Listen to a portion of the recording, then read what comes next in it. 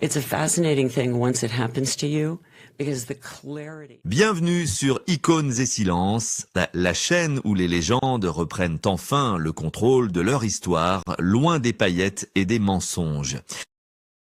Si vous pensez que le sourire éclatant de Sharon Stone sur le prestigieux tapis rouge du Festival de Cannes est le symbole d'une existence parfaite et comblée, alors le grand système hollywoodien a parfaitement réussi son illusion.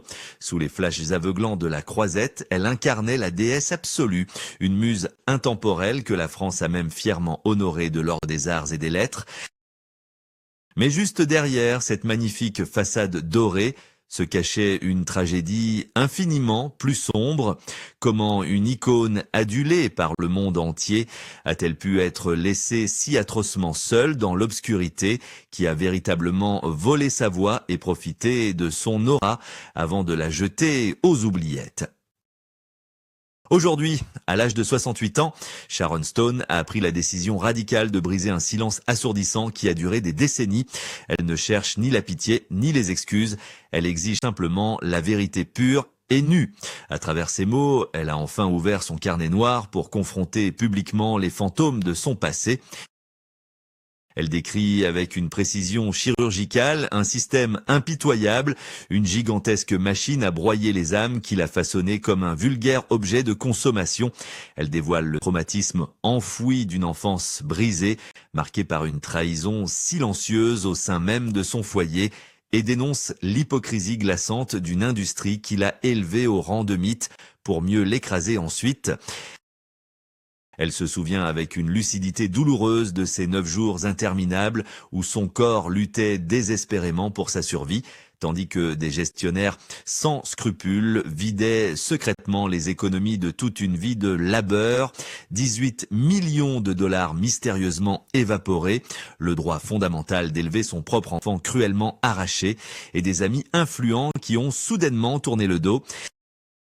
Elle pointe du doigt des réalisateurs qui ont manipulé sa confiance, des producteurs qui ont exigé l'innommable pour garantir le succès retentissant d'un film. Mais comment cette femme est-elle arrivée au sommet de cette montagne empoisonnée? Restez avec moi, car la véritable histoire de son ascension fascinante cache des détails troublants que vous n'imaginiez même pas. Au début des années 90, le monde entier a vu naître une étoile d'une intensité rare et fascinante. C'est précisément en 1992, sous le ciel étoilé de la Côte d'Azur, lors de la présentation officielle au prestigieux Festival de Cannes, que la vie de Sharon Stone a basculé pour l'éternité. Avec la sortie fracassante du film Basic Instinct, elle n'était plus seulement une actrice en pleine ascension, elle est devenue du jour au lendemain un véritable phénomène culturel à l'échelle planétaire. En France, le public est immédiatement et passionnément tombé sous le charme de cette femme fatale à l'intelligence redoutable. Elle incarnait une féminité puissante, totalement assumée et subtilement dangereuse, une image de liberté absolue qui résonnait profondément avec l'élégance et l'audace si chères à la culture française.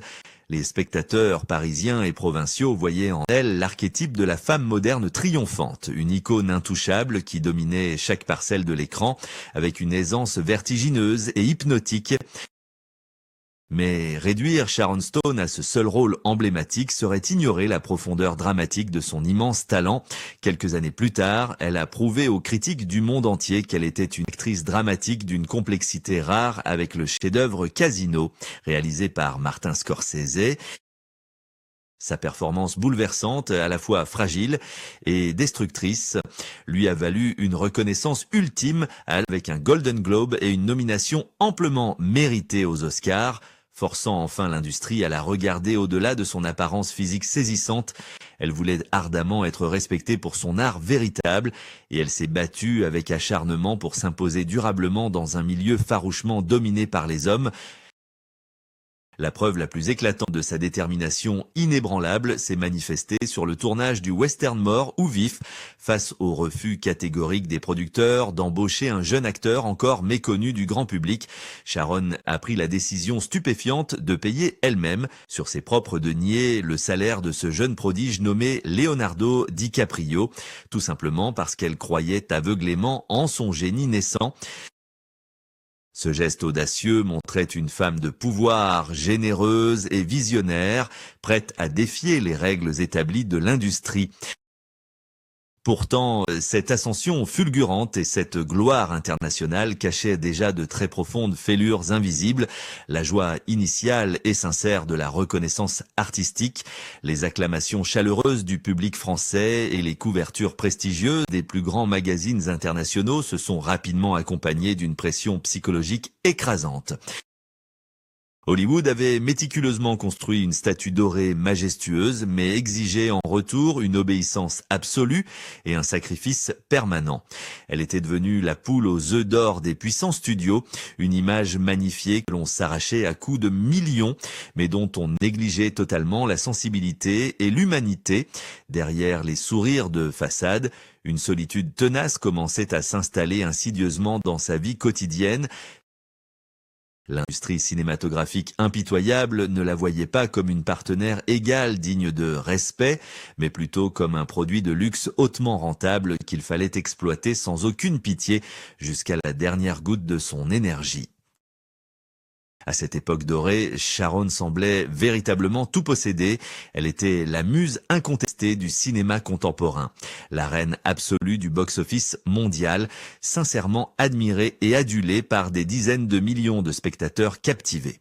Mais alors qu'elle trônait majestueusement au sommet de cette gloire enivrante, un contrat abusif et un terrible mensonge de la part d'un réalisateur tout-puissant allèrent secrètement la pousser vers le bord du précipice.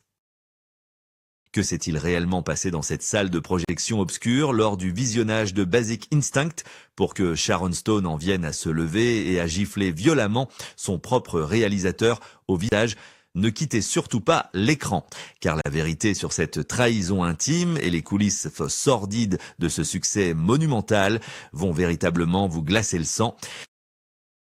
Tandis que le public français et international voyait en Sharon Stone une reine invincible, les coulisses de sa carrière ressemblaient davantage à une cage dorée aux barreaux acérés, le glamour éblouissant des avant-premières et des dîners de gala dissimulait mal une réalité d'une cruauté effarante, où la jeune femme devait quotidiennement affronter une industrie qui la considérait comme une simple marchandise malléable. L'incident de la salle de projection est l'exemple parfait de cette dépossession insoutenable. Lorsqu'elle a découvert pour la toute première fois la fameuse scène de l'interrogatoire de Basic Instinct, entourée d'une horde d'hommes de loi et d'agents, le choc fut d'une violence inouïe. Le réalisateur Paul Verhoeven lui avait expressément demandé d'enlever ses sous-vêtements parce que la couleur blanche réfléchissait prétendument la lumière de la caméra, lui promettant solennellement que rien ne serait visible à l'écran, se voyant ainsi exposée et honteusement trahie devant une assemblée masculine. Elle s'est levée, a giflé le réalisateur de toutes ses forces, puis s'est précipitée vers sa voiture en larmes pour appeler son avocat. Elle n'était plus une collaboratrice artistique respectée. Elle était devenue une proie manipulée à son insu pour satisfaire le voyeurisme d'un système entier. Mais cette trahison intime n'était malheureusement que le sommet de l'iceberg. L'exploitation a continué à gangrener sa vie professionnelle, prenant des formes encore plus pernicieuses et dégradantes.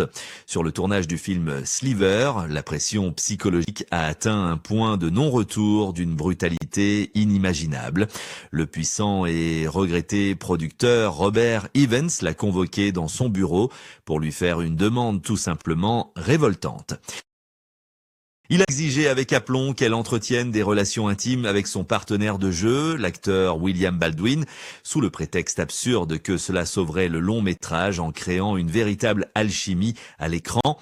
Au lieu de remettre en question les capacités médiocres de l'acteur masculin, les dirigeants du studio préféraient sacrifier l'intégrité physique et morale de leur actrice principale. Cette injonction toxique illustre parfaitement le profond mépris que Hollywood nourrissait à l'égard des femmes à cette époque. Elle devait porter le poids entier de l'échec potentiel sur ses propres épaules, non pas par son talent ou son travail acharné, mais par son propre corps. Le contraste entre son image publique flamboyante et sa détresse privée était absolument saisissant. Elle vivait dans une solitude écrasante. privée d'une existence normale, entourée de nombreux courtisans hypocrites, mais tragiquement dépourvus de véritables protecteurs. L'industrie l'avait enfermée dans ce stéréotype étouffant de la femme fatale manipulatrice, une étiquette lourde qui lui refusait catégoriquement le droit à l'erreur, à la fatigue ou à la vulnérabilité humaine. Elle souffrait en silence, sachant pertinemment que la moindre plainte légitime serait immédiatement interprétée comme un caprice inacceptable d'une starlette ingrate. Malgré ses blessures profondes et ses abus psychologiques répétés, Sharon a continué d'avancer avec une résilience admirable, refusant obstinément de se laisser briser par ce système patriarcal destructeur. Elle croyait sincèrement pouvoir survivre à toutes les tempêtes grâce à sa force de caractère forgée dans la douleur. Pourtant, le destin aveugle lui réservait une épreuve encore plus terrifiante, une crise fulgurante qui allait non seulement anéantir sa santé, mais aussi révéler le visage le plus monstrueux et intéressé de ceux qui l'entouraient. Que se passe-t-il lorsque la grande machine hollywoodienne décide soudainement que vous n'êtes plus rentable parce que votre corps s'effondre sans prévenir? Ne partez surtout pas, car la descente aux enfers qui a suivi est sans aucun doute le secret le plus sombre et inavouable de toute cette histoire incroyable. En 2001, le rideau est brutalement tombé sur la vie de rêve de Sharon Stone, plongeant l'actrice dans un cauchemar éveillé d'une violence insoutenable. Sans le moindre signe avant-coureur, une hémorragie cérébrale massive a terrassé la star, la précipitant dans un abîme de douleur où la frontière entre la vie et le néant ne tenait plus qu'un fil infiniment fragile. Pendant 9 jours interminables et angoissants, son cerveau a saigné continuellement et les médecins les plus éminents ne lui donnaient qu'un infime pourcentage de chance de survie. Mais la véritable tragédie de cette période sombre ne se limitait pas à la défaillance de son propre corps meurtri. Pendant qu'elle luttait de toutes ses forces pour respirer sur un lit d'hôpital, son immense fortune, fruit de décennies de labeur acharné sous les projecteurs aveuglants, s'évaporait mystérieusement à son réveil miraculeux. Elle a découvert avec une stupeur glaçante que ses 18 millions de dollars d'économie avaient été siphonnés par des gestionnaires sans scrupules, la laissant presque ruinée au moment où elle était le plus vulnérable. Le coup de grâce, cependant, est venu de la justice et de cette même société qui l'avait autrefois divinisée. Lors de la douloureuse bataille judiciaire pour la garde de son fils adoptif Rohan, la réalité la plus abjecte l'a frappé de plein fouet. Le juge en charge de l'affaire a cruellement utilisé son image de femme fatale contre elle, demandant ouvertement au jeune garçon s'il savait que sa mère jouait dans des œuvres controversées. Le système hollywoodien qui l'avait couronnée reine pour son audace l'a condamnée désormais en tant que mère, la privant de son bien le plus précieux, dépouillée de son enfant bien-aimé, de sa richesse durement acquise et de sa santé chancelante. Elle s'est retrouvée totalement isolée. L'industrie du divertissement, autrefois si prompte à courtiser la star flamboyante, a soudainement effacé son numéro de ses répertoires mondains. Elle était devenue une femme abîmée, vieillissante aux yeux d'un système impitoyable qui ne vénère que la perfection de surface. Plongée dans un silence imposé, abandonnée par ceux qui se disaient ses amis intimes, Sharon a dû réapprendre à parler, à marcher et à exister dans l'ombre de sa propre légende brisée. Pourtant, au fond de cette obscurité oppressante, une petite flamme de rébellion commençait à vaciller lentement. Comment cette femme, trahie par tous et laissée pour compte, a-t-elle trouvé la force titanesque de se relever pour réclamer justice des années plus tard?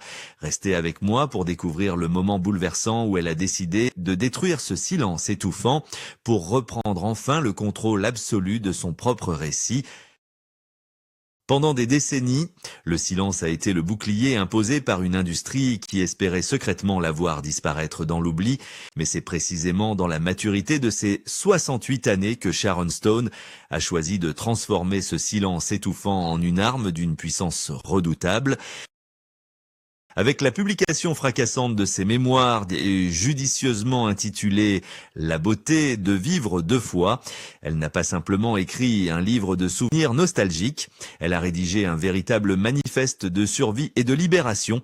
Fini le temps de la complaisance et des sourires forcés sur les plateaux de télévision pour préserver les apparences. L'heure des comptes avait enfin sonné. D'une plume acérée, élégante, mais impitoyablement honnête, elle a décidé de nommer publiquement ceux qui l'avaient blessée, manipulée et exploitée, refusant de porter plus longtemps la honte qui appartenait légitimement à ses anciens bourreaux. Lors des nombreuses interviews télévisées poignantes qui ont suivi cette publication historique, le public a découvert une femme métamorphosée, profondément apaisée, mais dotée d'une détermination inébranlable. Elle a regardé la caméra droit dans les yeux pour raconter comment le réalisateur Paul Verhoeven l'avait trompée sur le plateau de tournage, volant son intimité sous un faux prétexte technique, la transformant à son insu en une icône scandaleuse. Elle a également évoqué avec une clarté désarmante le nom du puissant producteur Robert Evans, détaillant la manière insidieuse dont il avait exercé des pressions psychologiques intolérables pour qu'elle compromette son intégrité physique avec un partenaire de jeu. Chaque nom prononcé, chaque anecdote révélée n'était en aucun cas une plainte amère, mais plutôt une brique jetée avec courage dans la grande vitrine des illusions hollywoodiennes. Elle dénonçait un système patriarcal toxique qui transformait les artistes féminines en simples marchandises corvéables à merci. La réaction du public et de la presse internationale a été immédiate et bouleversante. Le choc initial face à ces révélations crues a très rapidement laissé place à une immense vague d'empathie et d'admiration sincère. Les spectateurs français, qui l'avaient toujours chéri pour son aura mystérieuse et sa distinction naturelle, ont soudainement compris l'immense courage qu'il lui avait fallu pour survivre à cette broyeuse humaine. En brisant ses chaînes invisibles, Sharon ne s'est jamais positionnée comme une victime abattue, mais comme une guerrière triomphante qui a su se réapproprier l'intégralité de son histoire personnelle. Elle a prouvé au monde entier que la véritable force ne réside pas dans la gloire éphémère d'une pellicule de cinéma, mais dans le courage inouï de dire la vérité. Mais au-delà de son histoire personnelle fascinante, que nous apprend réellement ce destin brisé puis réparé sur la nature même de notre société du spectacle, ne partez pas, car l'ultime leçon de cette icône résiliente résonne bien au-delà des collines d'Hollywood. L'histoire bouleversante de Sharon Stone n'est pas seulement le récit tragique d'une étoile isolée qui a traversé l'obscurité dans l'indifférence générale. Elle incarne en réalité le destin de tant d'autres artistes, souvent très jeunes ou vulnérables, qui ont été impitoyablement broyés par l'immense machine du divertissement mondial. Cette révélation poignante nous pousse inévitablement à une réflexion profonde sur notre propre rôle en tant que spectateur fasciné par la gloire. Que se passe-t-il véritablement si cette industrie toute puissante décidait enfin de traiter ces icônes comme de véritables êtres humains fragiles ? Et non plus comme de simples produits jetables conçus pour générer des millions. Sommes-nous réellement prêts à écouter la détresse silencieuse de ces idoles avant que les lumières éblouissantes ne s'éteignent définitivement sur elles? Le courage exceptionnel de cette femme nous rappelle avec une force inouïe que derrière chaque symbole de perfection esthétique que la société idolâtre, il y a un cœur qui bat, qui souffre et qui mérite infiniment le respect. En France, un pays qui a toujours célébré la liberté d'expression et la complexité de l'âme humaine, cette rédemption résonne comme un appel vibrant à la compassion. Nous devons désormais apprendre à regarder au-delà des apparences trop trompeuses, à refuser la complaisance face aux abus de pouvoir et à tendre l'oreille pour capter ces voix étouffées par le vacarme du succès. Sharon Stone a réussi l'exploit majestueux de transformer ses cicatrices profondes en une armure lumineuse, prouvant que la véritable immortalité ne s'acquiert pas sur une pellicule, mais dans la vérité de son propre récit, comme elle l'a si merveilleusement laissé entendre à travers sa renaissance spectaculaire. Elle ne cherche aucune forme de pitié ni de pardon. Elle veut simplement que son histoire soit enfin racontée avec sa propre voix. Aujourd'hui, nous avons écouté non seulement pour nous souvenir de la légende, mais surtout pour changer notre regard à tout jamais.